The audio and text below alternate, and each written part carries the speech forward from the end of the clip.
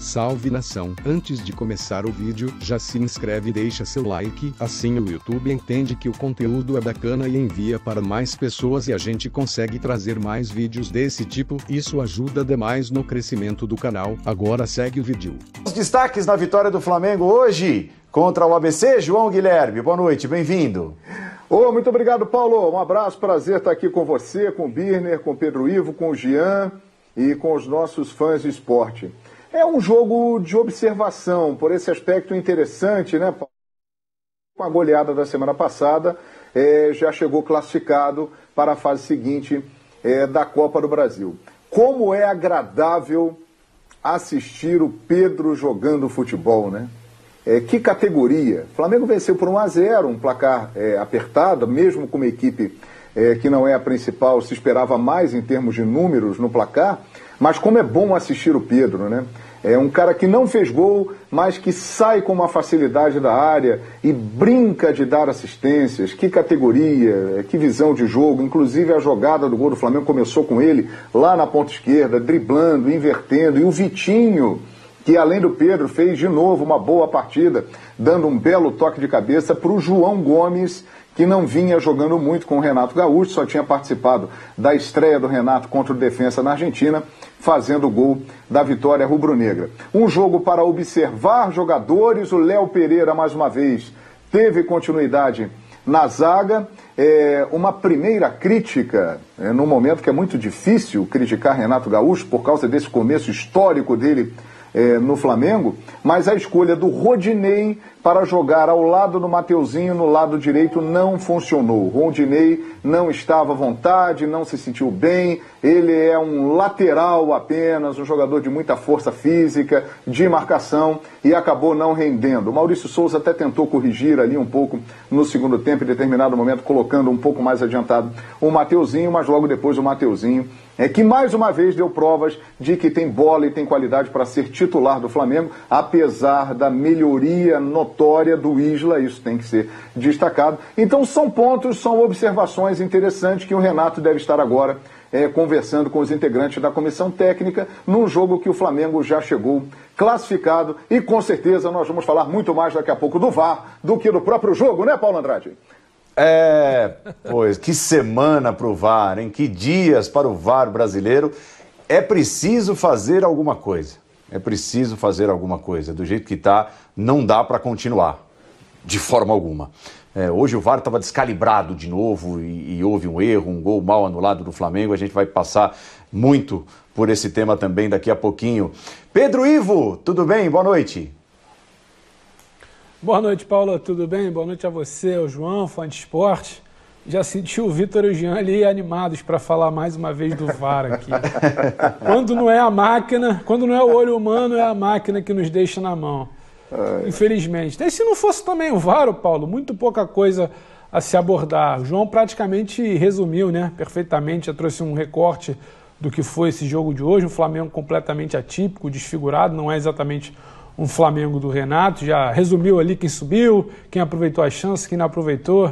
Me deixou um pouco curioso o Rodinei, confesso que eu estava, entre aspas, ansioso para ver como é que seria esse meia Rodinei, esse quase ponta Rodinei, mas não é dele, definitivamente, né? Não tem cacuete, depende muito de campo, de velocidade, não exatamente é o mais brilhante dos jogadores com a bola nos pés, mas é um Flamengo que talvez, se a gente tivesse que fazer uma projeção, estava ali de rascunhado, né? É um Pedro, que obviamente muito acima da média, um jogador que tem potencial até para ser titular naquela formação clássica já desse Flamengo titular do Renato. É o Michael em boa fase, aproveitando para dar continuidade, dar sequência, parecia com muita confiança, era quase sempre ele, ora pelo lado esquerdo num tempo, ora pelo lado direito no outro tempo. Maurício Souza, ele mudava de acordo ali. O Michael era quase que um pilar, né? Quando tinha espaço pela esquerda, como foi no primeiro tempo, o Flamengo buscando por ali, Michael caindo pela esquerda. Quando tentou inverter, porque um lado estava congestionado, Michael pela direita. Então passa a ser uma figura quase que central desse Flamengo, digamos, alternativo. E Vitinho também aparecendo bem na construção com o Pedro do gol, que o João já narrou, né? Pedro para o Vitinho para o João Gomes, importante para recuperar essa confiança do João Gomes, que vinha ganhando ali um certo espaço com o Rogério Ceni. Ele sai, deixa o comando, o Gerson sai, muito se imaginou que ele poderia ser um nome ali, acabou não sendo, até por uma opção, até que se mostra acertado do Renato. Então quando tem essa chance hoje, se mostra ele muito bem, ganha uma certa confiança, decide um jogo. O Flamengo tem 7 vitórias desde a chegada do Renato, é um número expressivo. Se não era o Renato à beira do campo, mas mais uma vitória serve para essa confiança. O ponto negativo da noite, como a gente já falou, infelizmente, mais uma vez, o VAR. A gente brinca, a gente tenta se esquivar, mas a gente tem que pontuar. Se a gente quer ver um futebol melhor jogado, se a gente quer ver um espetáculo melhor, tem muita coisa a ser reparada. Agora não só pelo lado humano, mas também pelo lado da máquina, Paulo. Jean Oddi, seja bem-vindo ao Linha de Passe. Olhando para esses jogadores que estiveram em campo hoje, basicamente um time formado por reservas, dá para olhar ali para 1, 2, 3 e imaginar briga por posição nos principais jogos? Dá para imaginar alguém que esteve em campo hoje fazendo frente ao super time, né, que vive uma fase super, titular do Flamengo, Jean? Boa noite. Boa noite, Paulo. Boa noite, companheiros, fãs de esportes. Eu acho que não exatamente pelo jogo de hoje, né? O jogo de hoje era uma mera formalidade para o Flamengo, que fez muito bem em poupar seus principais nomes, né? Em colocar em campo o time que colocou. Eu acho que até a crítica, e eu entendo a crítica, né, feita pelo João, é o tipo de jogo que vale você testar tudo, né? Vale você tentar encontrar soluções novas, novidades. Era pouco provável mesmo que o Rodinei funcionasse por ali, mas foi uma alternativa, uma tentativa, não acho que vá ser repetida, mas é o jogo que te permite isso. Olhando para as atuações de hoje, Paulo, eu acho que os companheiros já passaram muito bem, né? O Pedro, para mim, foi o principal nome em campo, o Vitinho também foi muito bem. E aí, assim, que o Pedro é um 12º titular desse time, ninguém discute mais, né? É o cara que tem que ter a possibilidade de jogar. Eu insisto, né? Acho que sempre que faltar alguém ali do quarteto ofensivo, você tem como colocar o Pedro em campo. Até porque ele mostrou hoje, ele não é um cara só de jogo de área, né? Não é um cara que coloca a sua bola para dentro. Ele é mais centroavante do que o Gabigol, mas é um cara que sabe executar outras funções. Então isso, se bem trabalhado, ele é um cara que pode ser mesmo o 12º titular, substituindo qualquer um ali dos 4 mais ofensivos do Flamengo. Mas acho que falar do Pedro é chover no molhado. Eu insisto no Thiago Maia.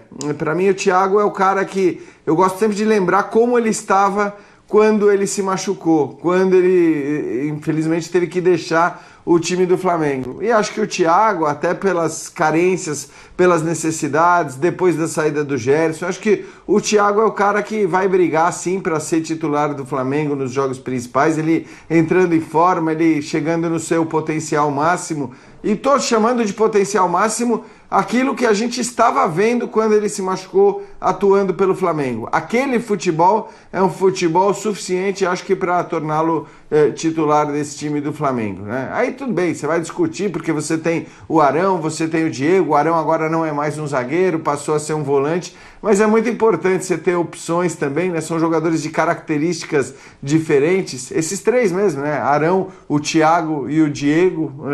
Você tem 3 jogadores com características diferentes que você pode inclusive alternar de acordo com o adversário, com o que você vai precisar mais no jogo. Mas para ficar em um nome, eu diria que o Thiago Maia é o cara que eu acredito que possa, em breve inclusive, ser titular do Flamengo. E é importante, né, Vitor Birner, que o Flamengo tenha jogadores como os de hoje, em boas condições, não para enfrentar partidas como a de hoje, né? Quando há uma mudança drástica, você coloca a base